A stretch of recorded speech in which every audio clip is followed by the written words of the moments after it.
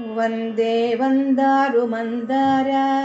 मिन्दिरानन्दकन्दलम् अमन्दानन्दसन्दोह बन्धुरं सिन्धुराननम् अङ्गं हरेः पुलकभूषणमाश्रयन्ती भृङ्गाङ्गनेव मुकुलाभरणं तमालम्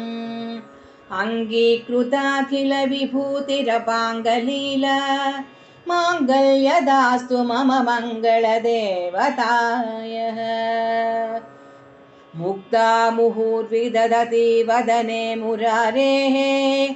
प्रेमत्रपा प्रणिहिता निगता गतानि मालादृशोर्मधुकरीव महोत्पलेय समे श्रियं दिशतु सागर सम्भवायः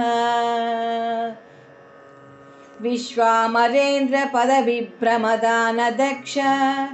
मानन्दहेतुरधिकं मुरविद्विषोऽपि ईशन्निशीदतु मयि क्षणमीक्षणार्ध मिन्दीवरोदर सहोदरमिन्दिरायः आमीलिताक्षमधिगम्य मुदा मुकुन्द मानन्दकन्दमनिमेषमनङ्गतन्त्रम् आकेकरस्थिरकनीनिकपद्मनेत्रं भूचै भवेन्मम भुजङ्गशयाङ्गनायः कालाम्बुदालिललितो रसिकैटभारे दाराधरे स्फुरति या तटिदर्शनेव मातुः समस्तजगतां महनीयमूर्ति भद्राणि मे दिशतु भार्गवनन्दनायः बाह्यन्तरे मुरजितः चितकौस्तुभेय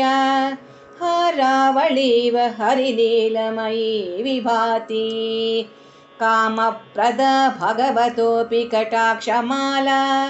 कल्याणमावहतु मे कमलालयः प्राप्तं पदं प्रथमतः खलु यत्प्रभावत् माङ्गल्यबाजि मधुसूदिनि मन्मथेन मया पतेत्तिदिह मन्दरमीक्षणार्धं मन्दालसं च मकरालय कन्यकायः दज्जादयानुपवनो द्रविणाम्बुधारा मस्मिन्न किञ्चन विहङ्गशिशो विषण्णे दुष्कर्म घर्ममपनीय चिराय दूरं नारायण प्रणयिनी नयनाभुवाहः इष्टाविशिष्टमतयोऽपि नरामयाद्राग् दृशाश्रिविष्टप्रपदं सुलभं भजन्ते दृष्टिप्रहृष्टकमलोदरदीप्तिरिष्टां पुष्टिं कृषीष्ट मम पुष्करविष्टरायः गीर्देवतीति गरुडध्वजसुन्दरीति शाकम्भरीति शशिशेखरवल्लभेति सृष्टिस्थितिप्रलयकेलिषु संस्थिताया तस्यै नमस्त्रिभुवनैकगुरोस्तरुण्यै सृच्यै नमोऽस्तु शुभकर्मफलप्रसूच्यै रच्यै नमोऽस्तु रमणीयगुणान्नवायै शक्त्यै नमोऽस्तु शतपत्रनिकेतनायै पुष्ट्यै नमोऽस्तु पुरुषोत्तमवल्लभायै नमोऽस्तु नाळीकनिभाननायै नमोऽस्तु दुग्धोदधिजन्मभूम्यै नमोऽस्तु सोमामृतसोदरायै नमोऽस्तु नारायणवल्लभायै नमोऽस्तु हेमाम्बुजपीठिकायै नमोऽस्तु भूमण्डलनायिकायै नमोऽस्तु देवादिदयापरायै नमोऽस्तु शान्तयुधवल्लभायै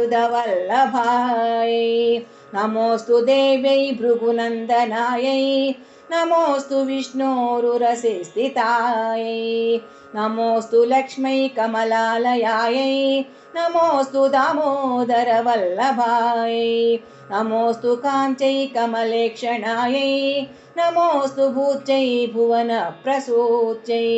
नमोऽस्तु देवादिभिरर्चितायै नमोऽस्तु नन्दात्मजवल्लभायै सम्पत्कराणि सकलेन्द्रियनन्दनानि साम्राज्यदाननिरतानि सरोरुहाक्षि त्वद्वन्दनानि दुरिताहरणोज्जतानि मामेव मातरनिशं कलयन्तु मान्ये यत्कटाक्षसमुपासना विधिः सेवकस्य सकलार्थसम्पदः सन्तनोति वचनाङ्गमानसै मुरारी हृदयेश्वरीं भजे सरसिजनयने सरोजहस्ते धवलतरां शुकगन्धमाल्यशोभे भगवती हरिवल्लभे मनोज्ञे त्रिभुवनभूतिकरि प्रसीद मह्यं दिग्गस्तिभिः कनककुम्भमुखावसृष्टा सर्वाहिनी विमलचारुजलप्लुताङ्गीं वार्तन्नमामि जगतां जननीमशेष लोकादिनादगृहिणी ममृताब्धिपुत्रीम् कमले कमलाक्षवल्लभे तं करुणापूरतरङ्गितैरपाङ्गैः अवलोकय मामकिञ्चनानां प्रथमं पत्रमकृतिं दयाय बिल्वाटवी मध्यलसः सरोजे सहस्रपत्रे सुखसन्निविष्टाम् अष्टापदाम्बोरुह पाणिपद्मां सुवर्णवर्णां प्रणमामि लक्ष्मीं कमलासन पाणिना ललाटे लिखितामक्षरपङ्क्तिमस्य जन्तोः परिमार्जय मातरङ्घ्रिनाथे धनिकद्वारनिवास दुःखदोग्रीम् अम्बोरुहं जन्मगृहं भवत्या वक्षस्थलं भर्तृगृहं मुरारेः कारुण्यतः कल्पय पद्मवासे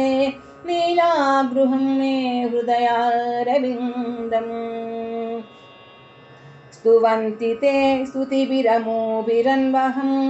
त्रयीमयीं त्रिभुवनमातरं रमां गुणाधिका गुरुतर भाग्यभाजिनो भवन्ति ते भुवि बुधभाविताशयः सुवर्णधारास्तोत्रं ह्यक्षङ्कराचार्यनिर्मितं त्रिसन्ध्यं ह्यपठे नित्यं स कुबेरसमो भवेत्।